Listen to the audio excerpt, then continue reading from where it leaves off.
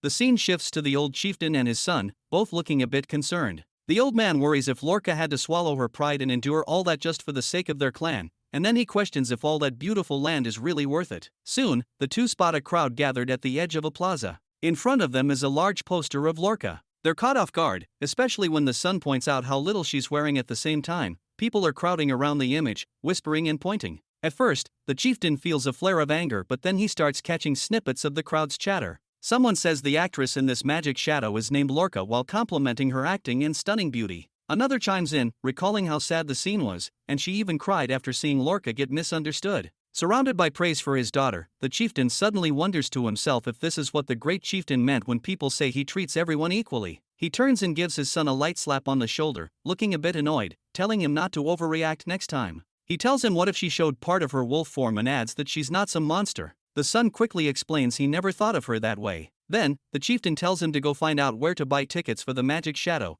insisting he doesn't care how much they cost, just get them. As the scene shifts, we see a large crowd gathering in another plaza. Roland stares at a paper in his hands, filled with familiar faces. Barev reminds him it's almost time. Roland nods, grabs a megaphone nearby, and announces the start of the competition. The chieftain and his son arrive just in time, but the son asks how people from two different cities can start running at the same time, and he reasons it won't be fair for the other city. What really throws him off, though, is his father's new look, where his dad is currently wearing a fluffy ear headband and a furry tail hanging from his waist. He remarks that ever since watching Lorca's film, his dad's perspective had shifted. He regrets making her hide her wolf traits and realizes how much she must have suffered. The son realizes they were both wrong, and although he doesn't say it out loud, he can't believe even if all that's true, it doesn't mean his dad has to wear a pair of fluffy ears and a fake tail because he's the chief of their clan, after all. Sensing his son's unease, the chieftain cuts him off and declares this is his way of making it up to Lorca. He believes that if more people can accept her this way, then Lorca in her wolf form wouldn't seem like a monster to everyone anymore. However, the son's earlier question didn't go unnoticed.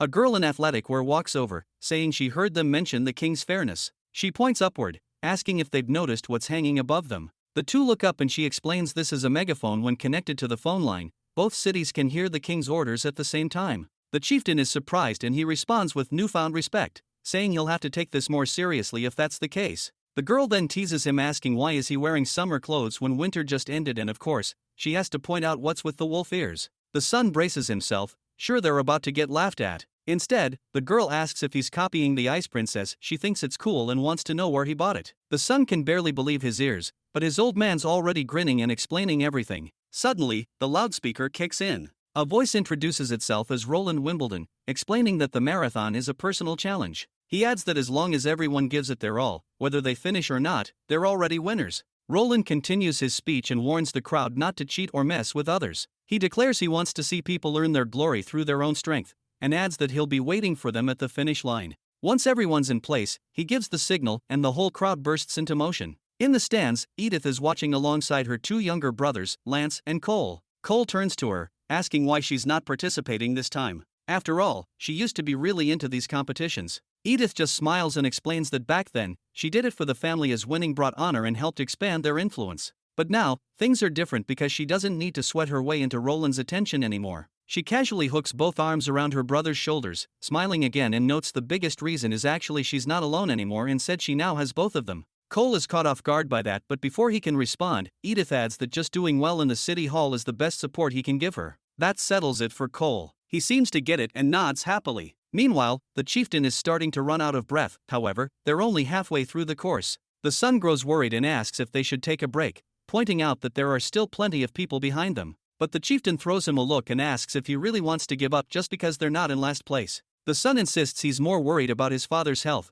but the chieftain responds firmly, saying if it were Lorca then she'd never say something like that. He declares he wants his son to be more like her, fighting for the goal with everything he's got. He then asks his son if he doesn't want to win. Those words hit hard. The son feels something twist in his chest. He wonders how he's supposed to win. What's he gonna do? Was he supposed to poison his sister's cup or expose her wolf form to the world? How else could anyone beat a girl blessed by 3 gods? He thinks he's always been the one stepping aside, letting his sister rise, as he believed this was all for the good of the clan. He just can't understand why his father never noticed him. Maybe it had been bottled up too long, and for the first time, he snapped. He shouts that if he weren't worried about his father's condition, he'd already be at the front of the pack. But the second the words leave his mouth, he regrets them. Before he can take it back, his father smiles at him and tells him to go ahead and run alone. But the son just froze in place. Then the chieftain rested a hand on his shoulder and asked him if this was the first time he ever shared what he really thought. He then chuckles, admitting he's getting old and can't keep up with the younger ones anymore,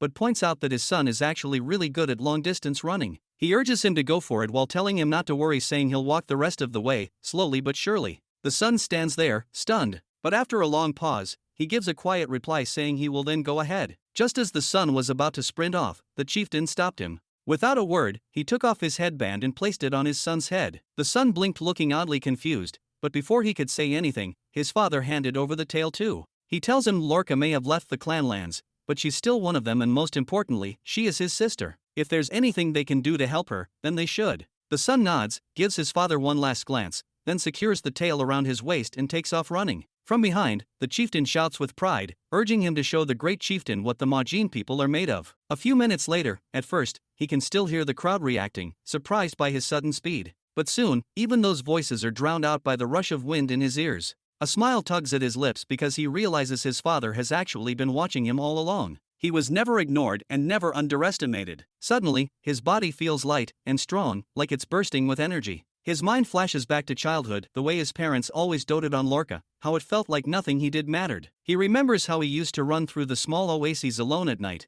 maybe just to let out the frustration. He thought nobody would ever notice it, but when his father pointed out how he was really good at long-distance running while remarking even the slowest person can become excellent after 10 years of effort, then a tear slips from the corner of his eye. Turns out his father had seen him all along. And today, it just so happens to be the 10th year. Just like that, he quickly digs in, speeding up again. Closer to the finish line now, a few runners come into view. A group of girls in the crowd spot them and gasp, pointing out that the one in front is Teacher Ferlin. But then they notice the guy catching up fast behind him, also very good looking. One girl suddenly recognizes him, saying it's Lord Carter, the king's top knight, while noting the royal crest is even visible on his cloak. Elsewhere, Wade is patrolling on a bicycle with Honey riding along. Honey excitedly throws out a dramatic headline that reads shocking. A man from Neverwinter steals the hearts of thousands of women. Honey then asks what he thinks of the headline. Wade blinks and asks if she's questioning him, then wonders aloud if thousands might be a bit much. But Honey just laughs it off and tells him not to sweat the details. She then asks him if he saw that headline, wouldn't he want to read more?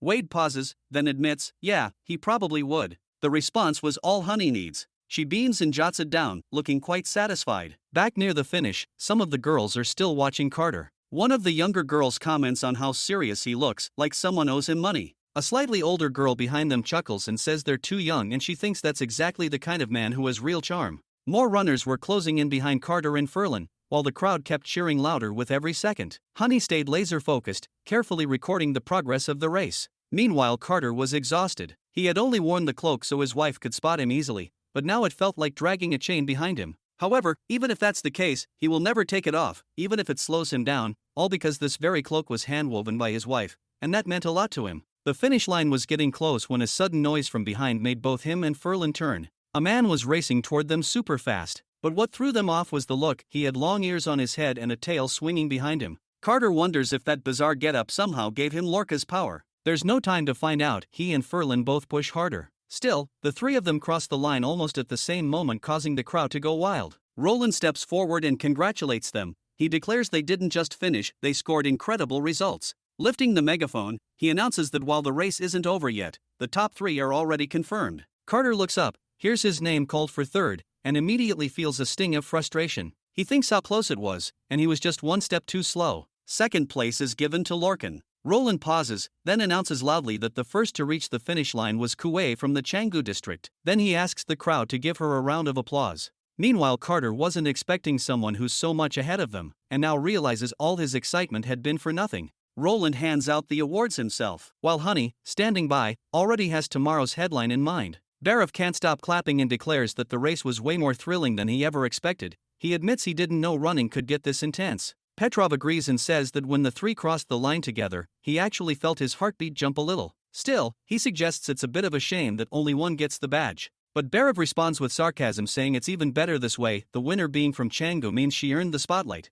and he'd rather see that kind of moment happen more often for himself. Petrov, being responsible for administration in Changji district, is clearly pleased but still notes that Kuei's win was a surprise. He declares that next year, if nothing unexpected happens, Barav might finally get the outcome he's hoping for. Barav just laughs and remarks that the unexpected is exactly what he is worried about. and notes that if surprises keep showing up, then they're not really surprises anymore. Roland stands nearby, shaking his head with a quiet sigh. He wonders how two people nearly 20 years apart in age can argue like old friends. Then again, he acknowledges, that's what happens when both are veterans in the political ring. As for Kuei's win, there was nothing shady about it. The records show she was once a street rat in the Black Alley. After they liberated Changji, she became a mail courier, running through the streets of the stronghold every single day. He worries that if Barav and Petrov ever found out the full story, all that layered talk and indirect pride they just exchanged might come off as a bit clownish. In case you forgot who she is a friend of Paper and part of the group with Snake Fawn, Tiger Claw, and Joe. Anyways, Anna brings up a question. She wanted to know how was the sporting events in his world look like. She's noticed that for a while earlier, Roland seemed a bit distracted. Roland explains it's all because there were no commentators or live streaming. Anna catches on and notes he's talking about something that helps everyone understand the event's progress in real time. Curious, she asks how that's even possible. Roland smiles and says the explanation's a bit complicated, then brings up something he mentioned to her before, which is television. Time moves on, and evening slowly sets in. As the sun dips below the horizon, the marathon is officially declared over. The crowd gathers on the stage, and Roland gets ready for a speech. He believes that any major war needs a powerful beginning to lift spirits. If there was ever a perfect time to boost morale with a pre-war speech, he suggests, it's now. After adjusting the microphone, he begins. He declares to his people that they've just witnessed something incredible. In less than 4 hours, many had completed a 28-kilometer run, which was exactly half the length of the kingdom's main road, only with their own legs. He points out that folks who recently moved here might not fully grasp what that means.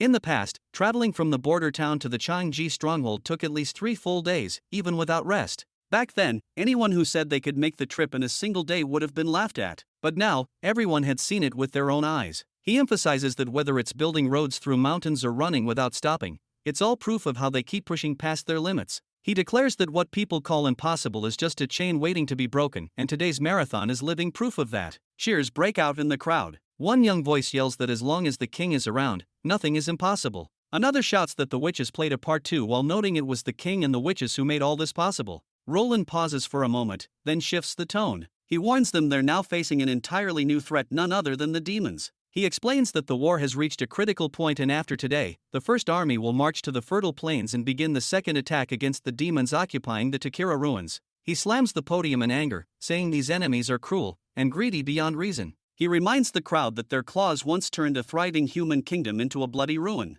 Millions of innocent lives were lost, and the bones of the dead could fill an entire city. He insists that they must fight, especially before the disaster reaches every doorstep. He declares that they will fight on land, on sea, and even in the sky. They won't stop until the demons are wiped out, and no threat remains to endanger mankind. Then his tone softens and he smiles and says he's happy to see participants from the Majin clans, from the fjords, and from the other 3 kingdoms. He suggests that this means people are setting aside old grudges and coming together more than ever before, and he states this will become the new normal. He explains that to the demons, things like race, age, gender, or belief don't matter at all. Their only interest is wiping out everything. Which is why, he declares, this isn't just Greycastle's war, it's a war for all of humanity. He follows that up by urging his people to remember today's miracle whenever they feel fear, freeze up, or think about backing down. As long as they hold on to their belief and push through, he promises victory will be theirs. The crowd roars again, louder than ever, the cheers stretching on, and eventually, Roland calls the top 10 athletes to the stage to receive the honor they've earned.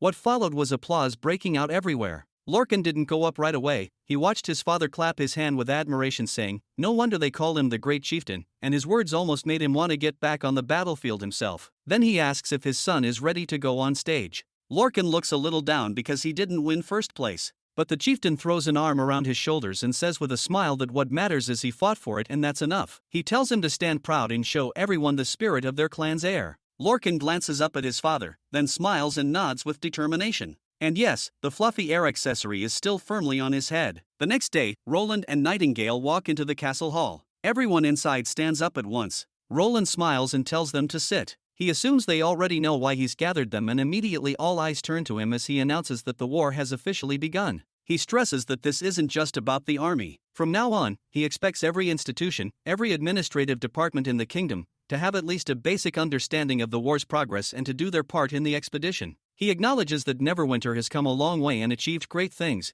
but when facing a divine crisis like this, it all feels like a castle built on thin ice. If they don't take Takira ruins and stop the spread of red mist, it could eventually cover the entire continent. And once that happens, there'll be nothing left to stop the demons. So, he declares, this is a battle they can't afford to lose. Everyone responds in unison, yes, Your Majesty. Roland nods and then invites Edith from the general staff to explain their strategy. Edith stands slowly and points to the large map. She begins by noting that His Majesty seems to have integrated the map, and now, with just a glance, anyone can see how little space humans actually occupy. She suggests this is likely one of the reasons behind his major changes and remarks that His Majesty wants his ministers to stop focusing only on short-term gains and start thinking bigger. She continues, saying the first thing they need to understand is that this northern campaign won't be like anything they've experienced before. She announces that this war will last a long time and should not expect quick victories. This is the most crucial part that she wants everyone to be fully aware of. Barav asks how long they're talking. Edith responds that it depends on how hard the demons push back. She explains that the general staff had the Takira witches run several simulations.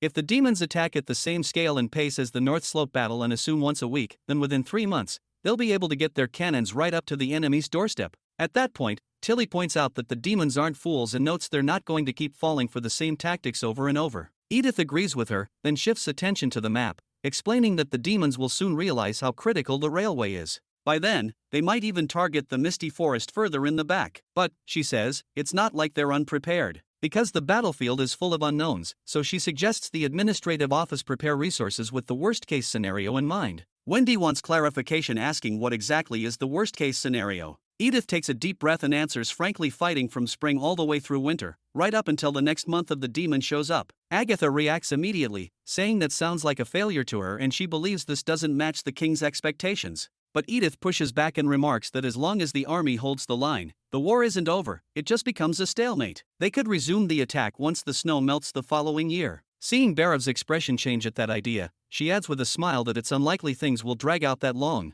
After all, the demons can't reproduce faster than they can pump out bullets. She further explains that she's just laying out the worst-case plan. Barav turns to the other officials, pointing out that if it really comes to that, they'll need to gather grain from other territories to build up reserves. He mentions that the kingdom's latest crop, the second-generation golden seed, has already been distributed across the kingdom. Assuming no surprises, there should be a decent surplus this year. If they collect all of it, it should cover the First Army's needs for a full year. He then adds that the chemical department will need to adjust its production too, cranking out as much gunpowder and explosives as possible, which Kyle then nods in agreement. Edith further reveals that just destroying the enemy's stronghold won't be enough. For certain reasons, they'll need to wipe the demons out completely. That means cutting off every escape route by land and by air before launching their final offensive. And in her opinion, only the witches can make that happen. Barav seems unsure, asking if she means the risk of circling around to hit the rear is too high. But Roland steps in and clarifies, saying it's because of a curse. He reveals that among the enemy ranks is a high-ranked demon capable of casting magic curses from a distance. The details of how it works aren't clear yet, but he says it's similar to what they saw before with the Pure One. He warns that if this enemy escapes, even a battlefield win for the First Army could still end in a costly hollow victory. Seeing the disappointed look on Lightning's face, Roland can't help but worry. He knows that having her sisters take a risk for her sake, no matter how willing they all are, will still leave her feeling guilty. But right now, there just isn't a better option. Lightning notices his gaze, then lifts her head slightly and gives him a small, reluctant smile. Roland turns back to the group and lays it out clearly. He tells them that the main goal of this expedition is to eliminate the threat of the Black Pillars before the Divine War begins and, at the same time, weaken the demons' ability to fight. He declares that this mission will be called Operation Torch because it represents not only the fire of hope that will destroy the enemy but also the first spark that will light up the entire fertile plains. He urges everyone to give it their all for the sake of Greycastle's future and new lands to come. The room rises in unison, saluting him. "At your command, Your Majesty." The scene then shifts, where an instructor is barking at the trainees,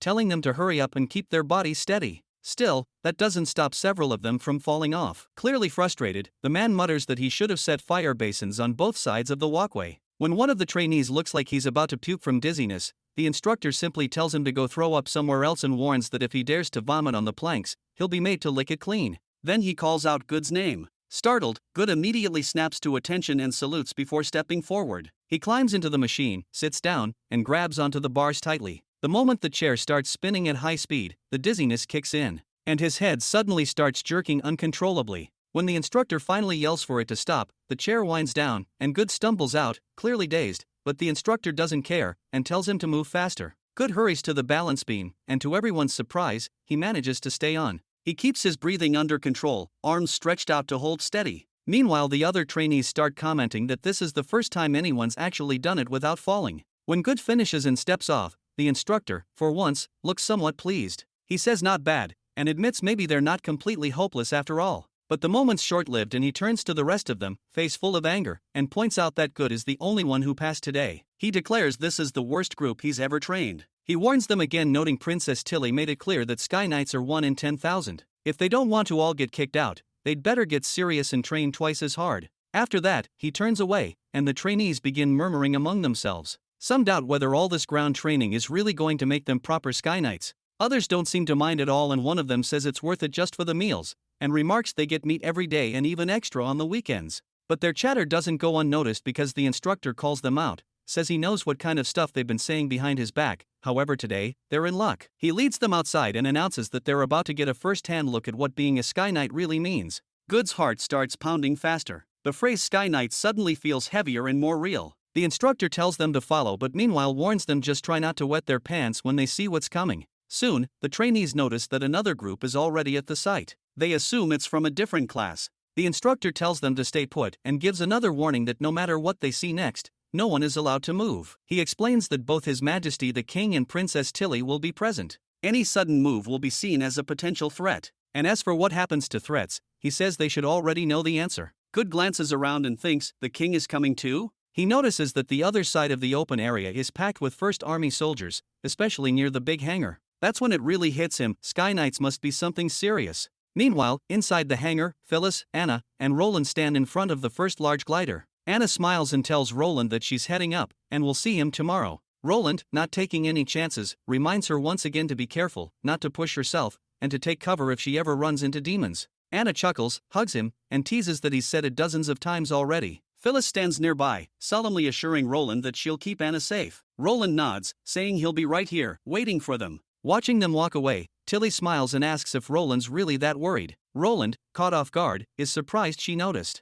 Tilly points out that he's been talking like this as a farewell, not just a day-long flight, which made it too obvious. Then she looks at him again and asks if it's that he is doubting her flying skills, or Anna's abilities. Roland responds saying it's not about doubt, he thinks it's just, he cares too much. What he truly wants is for everyone to live through this war and see the world beyond. Tilly pauses for a second, then smiles in understanding while admitting she was only teasing him before. As she heads toward the glider, she calls back over her shoulder saying if she were in his shoes, she'd be nervous too. Just before stepping into the cabin, she turns back and gives a bright smile, then said him heading off, big brother. Roland waves goodbye as the aircraft starts to move. A royal guard steps over to report that everything outside is ready. Roland takes a deep breath and gives the order to begin. One by one, the commands are called out. Limiters disengaged, runway cleared, all personnel off the strip, eventually open the hangar doors. As the massive doors slowly slide apart, sunlight pours in, informing the Seagull is ready for flight. The bright sunlight stings Roland's eyes, but he keeps smiling. He remarks that with Wendy's powers, even a glider like the Seagull can perform like a propeller plane.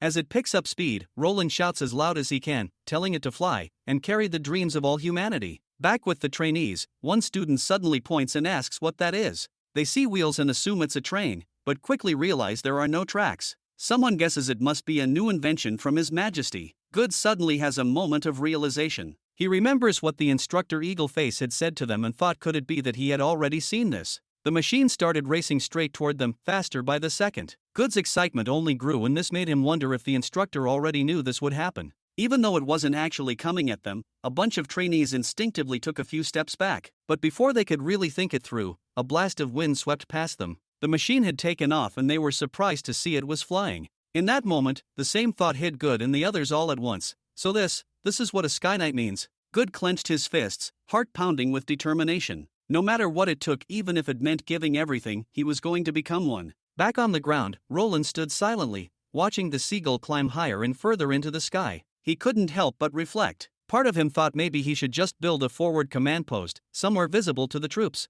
He thinks it's a good way to boost morale, and technically, it'd count as actively participating in the war. Plus, when future historians wrote about it, he'd have more bragging rights. Nightingale appeared beside him with a smile, asking if he really still cared about that kind of thing. Then she added, besides, before anything gets recorded in history, he'd have to deal with Wendy and Scroll's endless nagging. She teased that he'd end up apologizing and changing his mind just to get them off his back. She adds from experience, it's not something most people can endure. So, for everyone's sake, maybe he should cause them a little less trouble. Roland laughs, admitting, she's got a point. But deep down, he knows the war against the demons might drag on for months, maybe even years, and he'll need to adjust to this new reality sooner rather than later. He tells Nightingale to call everyone in. It's time, he says, to head to the third border town and see if their efforts have paid off. As the scene shifts, Kyle steps up and reports that he may have found what Roland was looking for. He lifts a bottle filled with a strange red liquid. Kyle shakes it, flips it, even turns it completely upside down, but the liquid never spills while clinging to the sides like it's alive. With the bottle in hand,